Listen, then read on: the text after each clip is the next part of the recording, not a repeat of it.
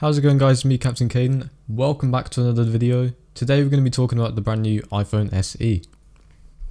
So let's get straight into it.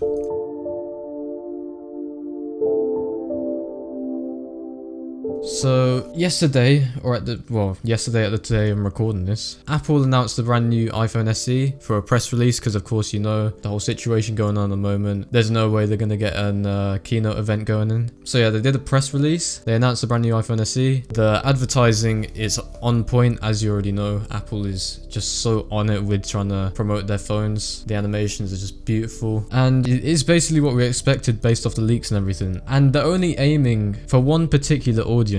And it's for the people who don't want the latest features on the more premium models and don't want to spend so much money on a more premium phone. And I know there are a lot of people out there, because back when I was on the streets walking about and everything, I'd look at people on their phones, and most of the time I'd notice a lot of iPhones were more older models, and these were like young adults or like normal adults just generally holding these phones and using them from day to day. More younger kids, or like not really kids but teenagers like me, and I'd say us as an audience, because I know a lot of my audience is around the same age as me. They are also interested in premium model phones. I know some of you might not be, but I know a lot are, and are always wanting the latest and greatest. And I can relate. That is why I have the iPhone XR. My dad bought it on the year of the iPhone 11, but I didn't really care about the new iPhone 11 features, so I just went and got the XR.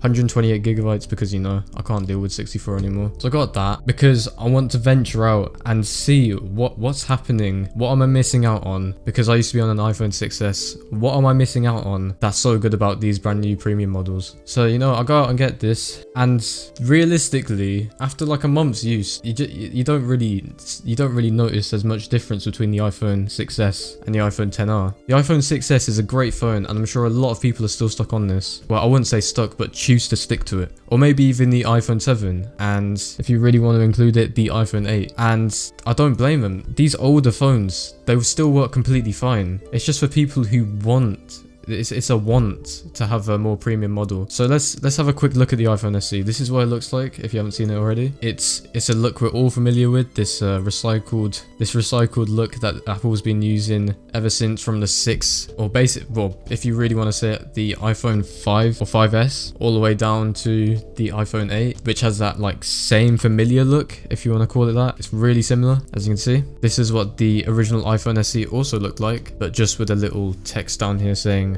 iPhone SE. This is essentially what it looked like, and people absolutely loved it for its price. And this is exactly what the new iPhone SE is aiming for: price and people who don't demand all these new features on the phone. But the great thing about this phone is that you get majority of these features anyways. For example, the A13 Bionic chip. That's included in the iPhone 11, 11 Pro and 11 Pro Max, which are the most expensive top tier phones that Apple are selling right now.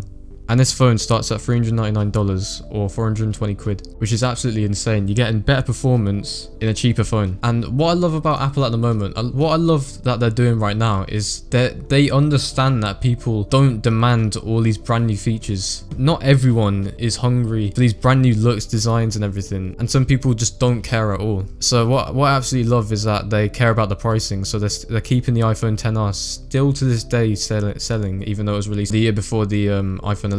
And this is what a lot of companies don't focus on. A lot of people complain because a lot of companies will just go straight out.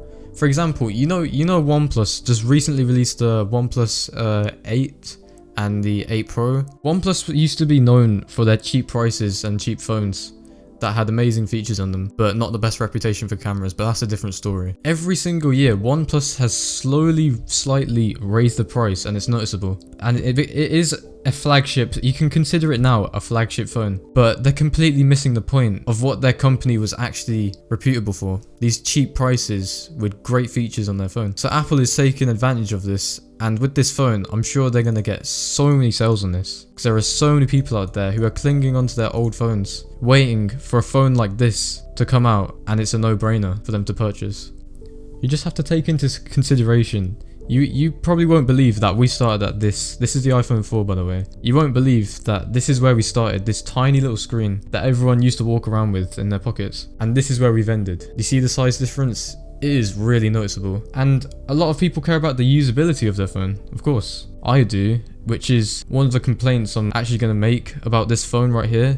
I absolutely love the phone itself. It's a great phone for a great price, but the only issue with it is the size of it. A lot of people don't care about the size of their phone, and they just want a small phone that they can use properly. For me, that is also me, because I struggle to reach, as you can see right here, my thumb is barely even reaching the control center when I have my pinky at the bottom. So I'm sure a lot of people are going to love this phone because it's got so many amazing features packed into one. It's just basically an upgraded version of the iPhone 8. It's got all the new features, or majority of them at least, and so many people are going to love it.